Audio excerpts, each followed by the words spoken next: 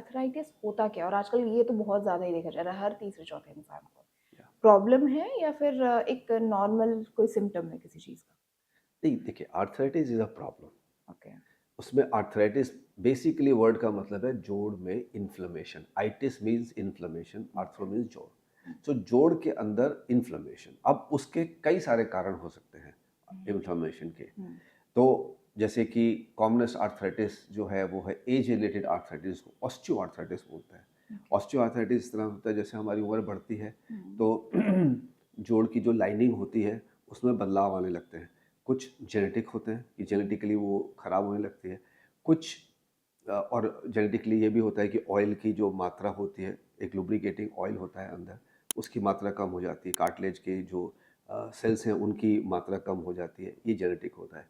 कुछ lifestyle related होते हैं जिसमें कि हमारा जो लाइफ़स्टाइल है, चोट लगना, ज़्यादा एक्टिविटी नहीं करना, उसको यूज़ नहीं करना, उसको मेंटेन नहीं करना, तो हुँ, उससे भी over the period of time changes आ जाते हैं। तो जो एज रिलेटेड चेंजेस आते हैं, हुँ, जैसे सफ़ेद बाल होता है हुँ, आमतौर हुँ, पे, उसी तरीके से जो आर्थराइटिस होता है उसको बोलते हैं ऑस्टियोआर्थराइटिस। ओके। इसके अलावा कई तरह की और 15-20 तरह की आर्थराइटिस होती हैं, जिसमें कि रूमेटॉइड होती है, यूरिक एसिड रिलेटेड होती है, गाउट, तो बड़ी सारी आर्थराइटिस होती हैं जो कि एज रिलेटेड नहीं होती, बट उनमें शरीर में कोई कमी आ जाती है। जैसे गाउट में यूरिक एसिड का प्रोसेसिंग गड़बड़ हो जाता है, तो वो यूरिक एसिड कलेक्ट होने लग जाता है बॉडी के अंदर। हुँ, रूमेटॉइड में हमारे जो जोड़ की लाइनिंग है वो बदल जाती है, वो ऑटोमेटिकली अपने आप ही जोड़ को खराब करने लग जाती है। It is auto immune guided, जहाँ की बॉडी अपने आप को ही डैमेज करने लग जाती है because of certain changes in stimulus, जो उसको दिखाता है कि ये चीज़ हमारी नुकसान दे रही है, तो बॉडी उसी को ही, अपने जोड़ को ही खराब करने लग जाती है। अच्छा, खुद से ही अपने खुद आप। से अपने आप अपने ही अगेंस्ट काम करने लग जाती है। उसमें कुछ ऐसे सेल्स बन जाते हैं जो जोड़ को खुद ही खराब करने लगते हैं, खाने लग जाते हैं। तो और जोड़ को और साथ के जो लिगामेंट्स हैं उनको भी, तो आप देखेंगे रूमेटॉइड में डिफ़ॉर्मिटी, मतलब टेढ़े-मेढ़े हाथ हो जाते हैं, उँगलियाँ ऐसे हो जाती हैं और अंगूठा ऐसा हो जाता है। तो वो सब बिकॉज़ ना जोड़ ही नहीं, बट जो आस-पास के लिगामेंट्स हैं वो भी डैमेज हो जाते हैं। तो अच्छा। अलग-अलग इस तरह की आर्थराइटिस होती है, फिर एक सोरियाटिक होती है, इसमें सोरियासिस होता है, उससे रिलेटेड आर्थराइटिस होती है। तो ऐसी बहुत सारी अन्य आर्थराइटिस रोमैटिक होती है, जिसमें कि इन्फेक्शन होने से हो जाती है। तो बड़ी अलग तरह की हैं, बट जो कॉमनेस्ट है, वो ऑस्टियोआर्थराइटिस है, जो कि एज रिलेटेड है। ओके। अर्थराइटिस समझकर कई बार लोग ऐसे ही सोचते हैं कि यार उम्र की प्रॉब्लम है तो इग्नोर कर देते हैं। बोन कैंसर भी क्या उस दौरान ही आ सकता है? उसके क्या लक्षण होते हैं बोन कैंसर के? बोन कैंसर जो है जनरली जल्दी उम्र में आता है, अच्छा, लेट उम्र में नहीं आता bone cancer, rare. Commonest age bone cancer की है 20-22 साल, बोन कैंसर की। और लेट एज में आ सकता है, बट कम आता है। लेट एज में हड्डी जो कैंसर से पीड़ित होती है वो दूसरे कैंसर की वजह से, जैसे आपने सुना होगा प्रोस्टेट कैंसर होता है। हुँ, तो जब आदमी एक अधेड़ उम्र से ऊपर 60 के ऊपर रहता है तो प्रोस्टेट कैंसर हो जाता है। तो प्रोस्टेट कैंसर के जो कीटाणु हैं वो जा कर के हड्डी में बैठ जाते हैं, हड्डी को गलाने लगते हैं और ख़राब करने लगते हैं।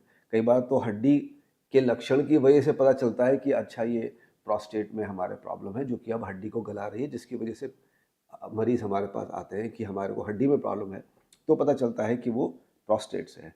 इसी तरह ब्रेस्ट कैंसर होता है लेडीज़ में। हुँ, उसी तरह ब्रेस्ट कैंसर का भी जो उसको मेटास्टेसिस बोलते हैं। हुँ, मेटास्टेसिस का मतलब है कि अपने मेन अंग से, जैसे ब्रेस्ट है या प्रोस्टेट है, उससे हट के कैंसर किसी और अंग को खराब करता है, जैसे हड्डी को करता है या आंतों को करता है या थायराइड को करता है या चेस्ट को करता है, उसको मेटास्टेसिस बोलते हैं। तो वो वहाँ जाकर के भी नुकसान पहुँचाता है।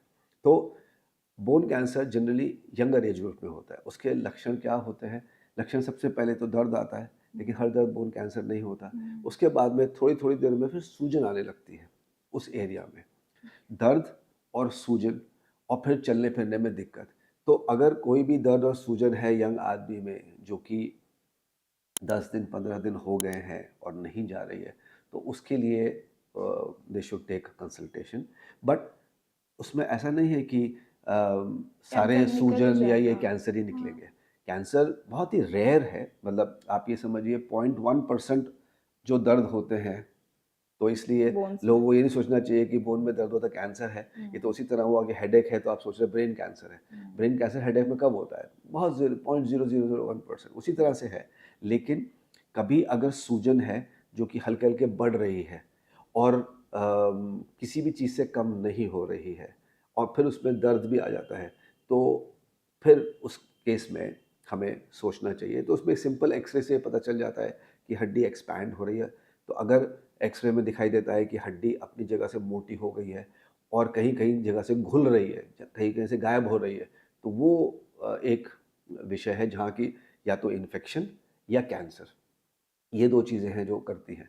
बट फिर उसमें आगे एमआरआई या और जाँच करके पता चल जाता है कि कैंसर है, क्योंकि अगर इन्फेक्शन होता है तो बुखार, मवाद और बहुत तेज़ टीसों के साथ दर्द होता है, तो उससे पता चल जाता है कि इन्फेक्शन है।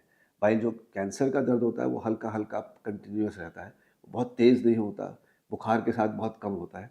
तो इस तरह से डिफरेंशिएट कर सकते हैं। बट यंगर एज ग्रुप में बोन कैंसर ज़्यादा होता है, ओल्डर एज ग्रुप में मेटास्टेसिस किसी और कैंसर के कारण से हड्डी में इन्वॉल्वमेंट ज़्यादा होता है। दिक्कत होती है।